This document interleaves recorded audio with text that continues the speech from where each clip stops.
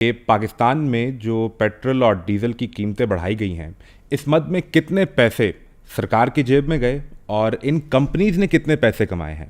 अगर आप ये जानना चाहते हैं कि क्या आइंदा पाकिस्तान में पेट्रोल की कीमतें बढ़ती ही जाएंगी और ये कब तक बढ़ती रहेंगी, इसके पाकिस्तान के बिजली के बिलों पर क्या असर पड़ेंगे, आम आदमी के बजट पर क्या असर पड़ेगा, और अगर आप ये समझना चाहते हैं कि क्या पाकिस्तानियों को इस पेट्रोल प्राइसेस पर कोई सब्सिडी दी जा सकती थी, क्या हमें आईएमएफ रोक लेता है, और हुकूमत जो इकदाम करने जा रही है, सरकारी गाड़ियां 60% बंद कर दी जाएंगी, 50% फ्यूल कम कर दिया जाएगा, 4 दिन आप घर से काम करेंगे और वर्क फ्रॉम होम होगा, दफ्तर जाना कम कर देंगे, स्कूल कॉलेज यूनिवर्सिटी बंद करने से जो पेट्रोल या पैसे बचेंगे वो आप तक बराह रास्त कैसे पहुंच सकते हैं।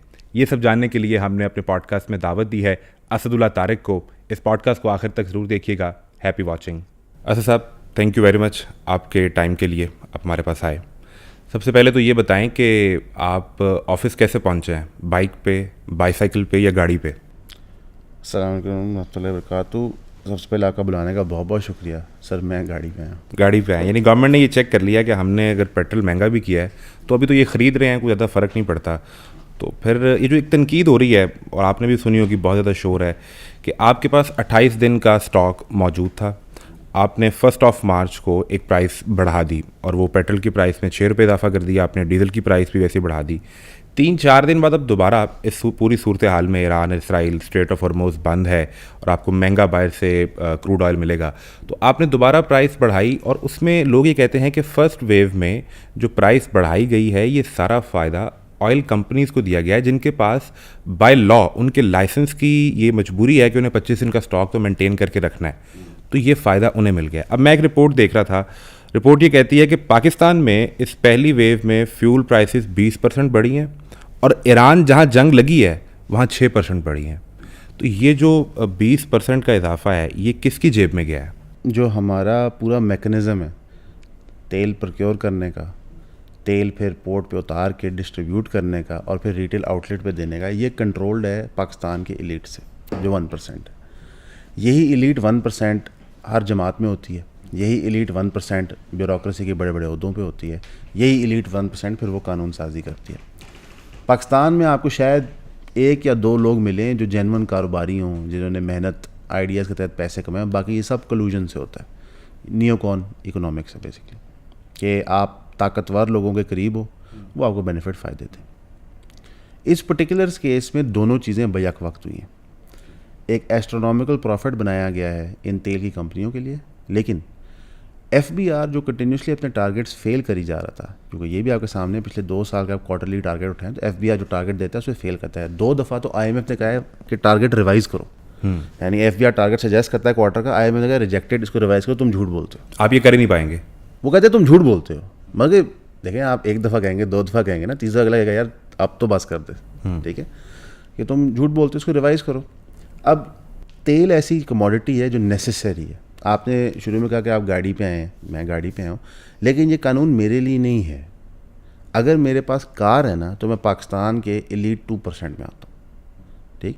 ये कानून मेरे लिए नहीं, ये कानून है बेसिकली मोटरसाइकिल वालों के लिए, ट्रांसपोर्ट वालों के लिए, ठीक, जिनकी पूरी की पूरी घर की इकोनॉमिक्स इस पर रिलायंट होती है। मिसाल के तौर पे मिनिमम वेज पंजाब में क्या है, 37,500 है। अब 40,000 हो गया। 40,000 शाज़ो नाजरी किसी को मिलती होगी, 40,000 मिलती नहीं है, लेकिन कागज़ पे तो लिखा हुआ है 40,000 है। आपकी 40,000 सैलरी है, आप मियाँ बीवी हैं, 2 बच्चे हैं, आप किराए पे रहते हैं, ज़ाहिर है मकान तो आपका अपना होगा नहीं, किराए पे रहते हैं, आपके पास एक मोटरसाइकिल है, उसी पे आप बच्चों को पिक एंड ड्रॉप करें, उसी पे आप हर चीज़ करें, उसी 40,000 में तो दुनिया मैनेज करनी है। 20% अगर तेल बढ़ जाए तो आपका बजट आउट हो गया। ओके, आपकी 20% सिर्फ तेल नहीं बढ़ा, मीन्स ऑफ प्रोडक्शन बढ़ गया, आपका वो बजट भी आउट हो गया। आपके करेंसी डिप्रिशिएशन भी होगी, वो बजट भी आउट हो गया। दुबई से आपने अभी तरले करके 2 महीने का रोल ओवर लिया कि यार आप ये पैसे वापस न लें, हम ये प्लस रख लें। कंटिन्यूसली सरकार लोकल बैंक से डेली के लोन्स उठा रही है, जो फॉरेन लोन्स नहीं है, लोकल लोन्स हैं, ठीक। तो इन्फ्लेशन बढ़ी जा रही है, बढ़ी जा रही है, बढ़ी जा रही है। तो आप दानिस्ता तौर पे मिडिल क्लास को क्रश कर रहे हैं। क्यों? हर मुल्क के अंदर पूरी दुनिया पर उठा के देख लें, मिडिल क्लास श्रिंक हो रही है। क्यों श्रिंक हो रही है? पूरी दुनिया की इकोनॉमीज़ नॉन मैन्युफैक्चरिंग होती जा रही है, सिवाय चाइना की, वो एक manufacturing economy. Non manufacturing economies के अंदर रिटेल मार्केट से मर्ज करती हैं। पाकिस्तान में नंबर 1 इंडस्ट्री क्या थी पिछले 40 साल से? Real estate. वो क्या है? रिटेल मार्केट है। ठीक है। अमेरिका में नंबर 1 मनी मेकिंग इंडस्ट्री क्या है? Commodities, stocks, bonds. जब आप रिटेल मार्केट्स को तरजीह देते हैं तो फिर आप बेसिकली जो पैसे वाली पार्टियाँ होती हैं उनको फ्री रूम देते हैं, क्योंकि मार्केट्स कंट्रोल होती हैं पैसे के इन एंड आउट से, as oppose to means of production और क्वालिटी ऑफ प्रोडक्शन से। ठीक। तो डिफरेंशिएशन क्या है? पैसा। तो जिसके पास ऑलरेडी है वो तो आपको तुनता जाएगा। तो पूरी दुनिया के अंदर दानिस्ता तौर पर मिडिल क्लास को क्रश किया जा रहा है ताकि एक अमीरों का तबका हो और बाकी सब गुलाम हो। अगर कुछ चंद साल पहले आप याद करें तो अमेरिका में बात हो रही थी यूबीआई की, यूनिवर्सल बेसिक इनकम की, जिसका मकसद ये था कि हम सब को कुछ ना कुछ दें ताकि वो ज़िंदा रहें और हमारे लिए काम करते रहें। हमारे लिए से मुराद मैं नहीं हूँ, एक ओवरऑल 1% दुनिया की एलीट है, मतलब the Jeff Bezos, the Elon Musk of the world, the Mian Manshas of the world. ये एक दानिस्ता तौर पे बाकायदा दुनिया को इस तरफ धकेला जा रहा है। अगर आप पावर की ट्रांजिशन देखें तो बादशाहतें होती थी, बादशाहतों के आगे हवारी होते थे, उनकी अपनी छोटी छोटी सल्तनतें होती थी और बाकी राया होती थी। राया जो होती थी उसका तस्वर ये होता था कि यार अनाज मिल जाए, शादी हो जाए, चलो कभी फल चोरी करके खा लेंगे, दैट इज़ इट। ठीक है।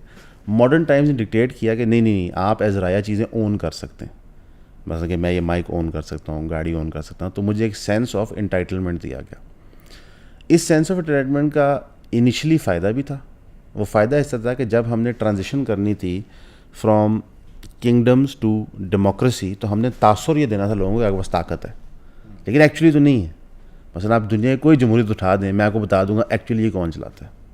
मसलन कि अगर आपको लगता है कि अमेरिका की जमहूरियत फ्री है तो लतीफ़े वाली बात है, वो कौन चलाता है?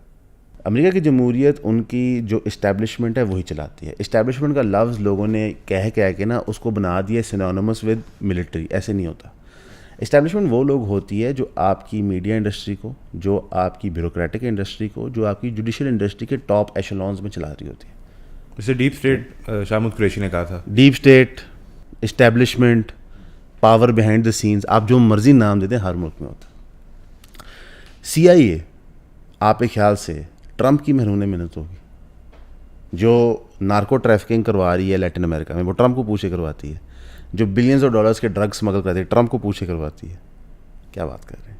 कोई दुनिया का ऐसा मुल्क नहीं। आपके ख्याल से रॉ जो है वो Indian prime minister Narendra Modi से ब्रीफिंग लेती है क्या करना चाहिए? उसका एक्यूमेन है ये बात करने का? आप क्या बात कर रहे हैं? आप डोनाल्ड ट्रंप के स्टेटमेंट्स देखें। डोनाल्ड ट्रंप से सवाल पूछा गया कि जनाब जंग ख़त्म हो रही है? जी बिल्कुल जंग ख़त्म हो रही है। उनका आपका सेक्रेटरी ऑफ वॉर है तो नहीं ख़त्म हो रही? वो कह रहे हैं हाँ दोनों बातें हो सकती हैं। आप CIA डायरेक्टर हो, आप प्लान कर रहे हो कि हमने कैसे स्ट्रेटेजिक टेक ओवर करना है ईरान का, कैसे हमने पाकिस्तान को डिस्टेबलाइज करना है, और जो प्रेसिडेंट है वो ये बात कर रहा हो, आप उसे ब्रीफिंग लेंगे? तो ये जो 20% है वो आपने दो चीज़ें से मेंशन की हैं कि कुछ वो जो 1% एलीट है जो हर कारोबार में भी होती है या जिनके पास ही तकरीबन सारे कारोबार होते हैं, पैसा उनके पास है ना, पैसा उनके पास है, वो मार्केट में पैसा फेंकते हैं और वो कारोबार चलता है, कुछ उनकी जेब में गया। और दूसरा आपने मेंशन किया कि FBR टारगेट पूरा नहीं कर पा रहा। सो ये जो पेट्रोल पर प्राइसेस बढ़ाई गई हैं ये डायरेक्टली उस FBR टारगेट के लिए है? बड़ी सिंपल बात है। नंबर 1 जब आप पेट्रोल की प्राइस को ब्रेक डाउन करते हैं तो नंबर 1 चीज़ क्या होती है? लेवी होती है। जी, उसमें लेवी तो 84 रुपये से 106 रुपये कर दी गई है। तो 84 से 106 रुपये कितने पैसे होते हैं? ये 22 रुपये बन गए। तो 55 में से 22 रुपये यहाँ चले गए।